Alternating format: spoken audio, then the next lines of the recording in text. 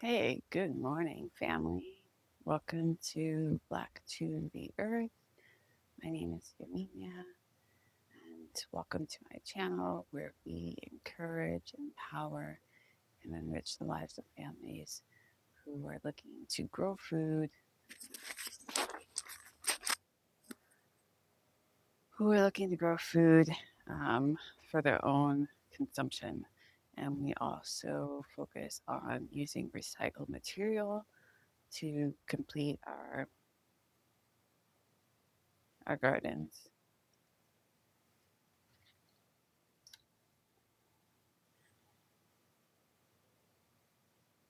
Okay, I had to get that camera out of the shop.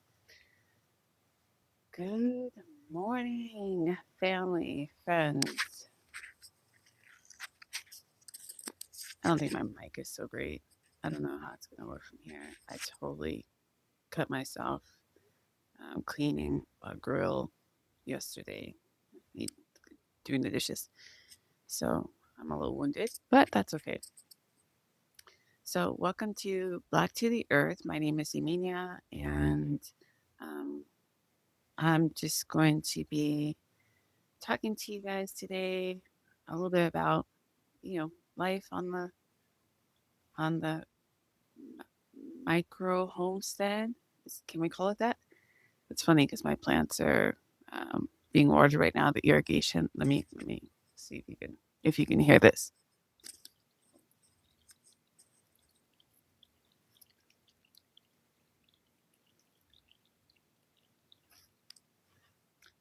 Could you hear the water? That's a pleasant sound.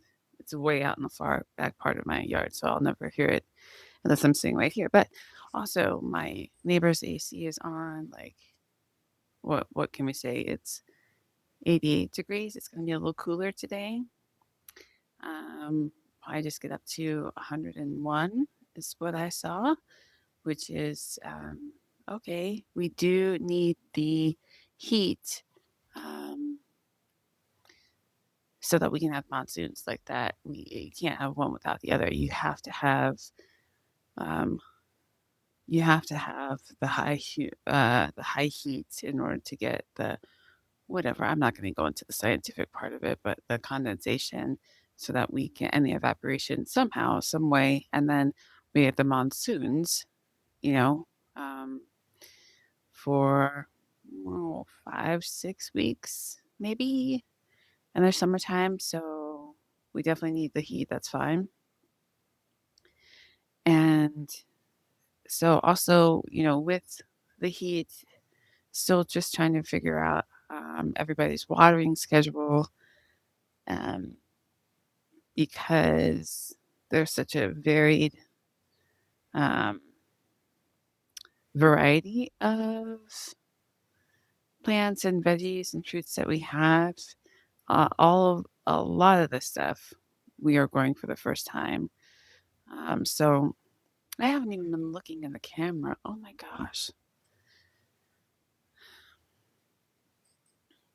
Good morning, family and friends. Welcome to Black to the Earth. My name is Yaminia. This is my channel where we empower, encourage, and enrich families who are looking to grow food that they can eat themselves in containers in their backyards utilizing recycled material. That's our focus. So, again, today we'll go out and see if we can find any of metal framing, anything like that, out at the brush and bulky pickup for this week somewhere in town. And so right now, all we're kind of doing is maintaining everything. But like I said, there's just different, everyone has different needs. And I'm not like the most attentive garden mom. So I just try to do things the easy way or as easy as possible. Do it as easy as possible because I guess I could almost call myself the lazy gardener, Like, does that have a channel, The Lazy Gardener? Because I've tried to learn as much as I could in the last 4 years. And, half of that time, matter of fact, I wasn't even growing anything. I was just contemplating and letting grow whatever was back there. This was the year with all the um, upheaval and uh, changes to, our administration that I started to really believe that I needed to know how to grow things. And I didn't just want to leave it to, uh, you know, the, the apocalypse and to the aftermath and to the dystopian world that will be left in where we'll need to grow our own food. We'll probably be underground in massive caves. Well, I've got seeds because I've got all kinds of survival kits. And then I know how to grow the seeds as long as we have water. And I will be of use to that population. That's my crazy my mind. My twin sister would be like, yo, crazy. And you know what? Those are just thoughts that I have. And I also have thoughts of, hey, really liked carrying my children. I really liked that whole process. I would do it again. But as an older person, that's probably not wise. So, do I have real use of my uterus? Do I need it? And I could, get a partial hysterectomy because, I haven't hit um, premenopausal, maybe, but haven't hit it yet. So I just need to, um, I just needed so I have, uh, you know, I thought I would keep my uterus. I'm going to keep it because in case of an alien invasion and they will need to populate the planet through the wombs of the human females, I want to have a uterus so that I am useful. Does that make sense? See, these are just the things that go through my mind. And part of the reason why I don't watch a lot of scary movies, I don't watch a ton of TV. I just have my own imagination. I think that was something that unfortunately we baked out of the bread with this generation, with the generation that's my children's generation, under 18. And they just don't know how to imagine. They can't imagine. Like it's all their whole creativity's been created for them. So when things happen in the world and they're trying to problem solve, or they can't even do that, they just get paralyzed and go down these spirals of social media, and then they're like, mom, world's coming to an end. I'm like, well, how far away is that end? Like, how far in proximity to us is that? Is that like across the planet? Because we got a little bit of time, if so. Um, so I don't even know where I was going with that and why we're talking about the aliens. Anyway, like I said, my kids' imagination has been created for them. So they can't even ponder mom like telling these stories or putting out these thoughts because they don't have that capacity. And I don't know if you can get that back. I would really love that. I'd love for them to be able to get that back. But that's why I'm saying like my kids are going to have to hang out with me for a little while because I'm not going to send them out into the world. I just won't do it to fail, to, I don't know, to be super challenged. And I don't care what that says about me or how I feel about the kids, but I just don't, I struggle. I don't need them in the struggle and then me worrying about them in the struggle. So that's just one way to alleviate the problem. But can you see right here, this little bundle, these guys, these three trees? It's one avocado. I never grew an avocado, and I could not ever grow avocado. So, from like a seed, like I always tried that, right? To put it in the little toothpicks into the seed and put it in a cup of water, blah, blah, blah. That never worked for me.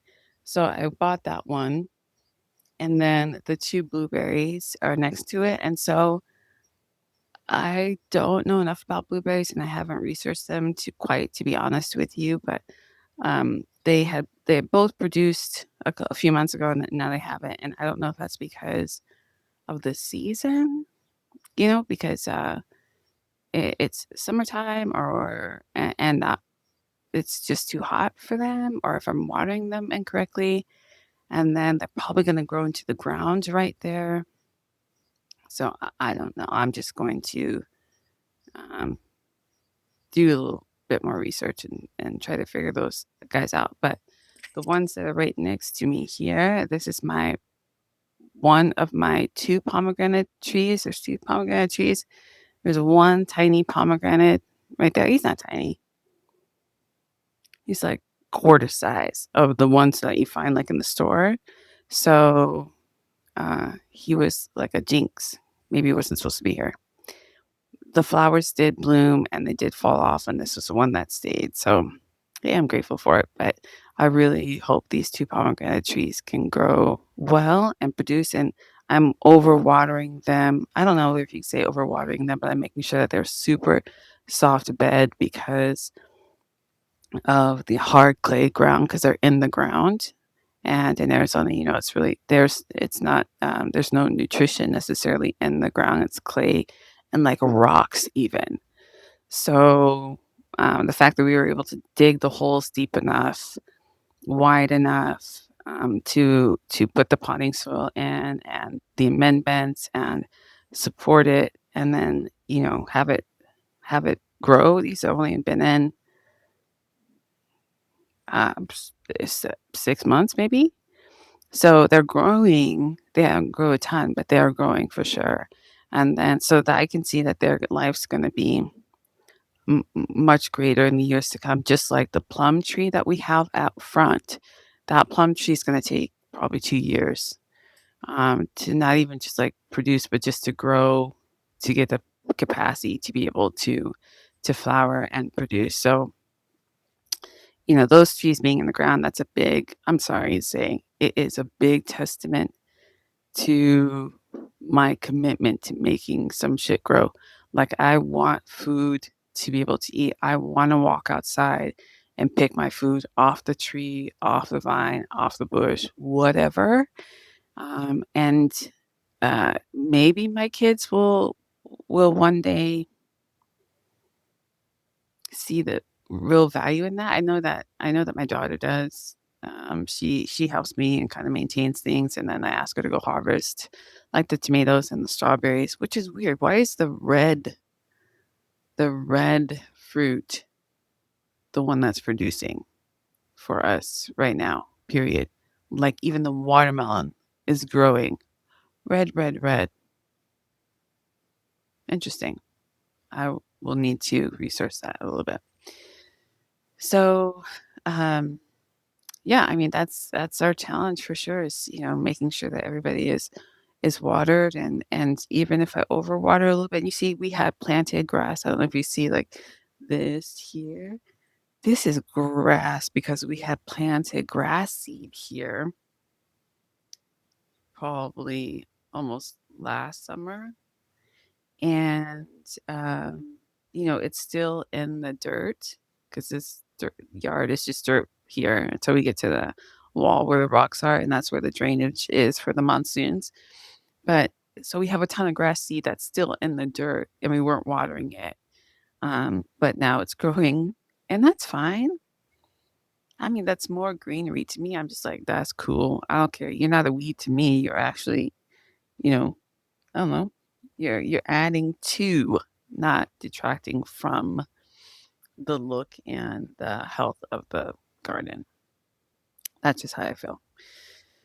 So, oh my gosh, my neighbor's cacti has bloomed a big white flower. Yay!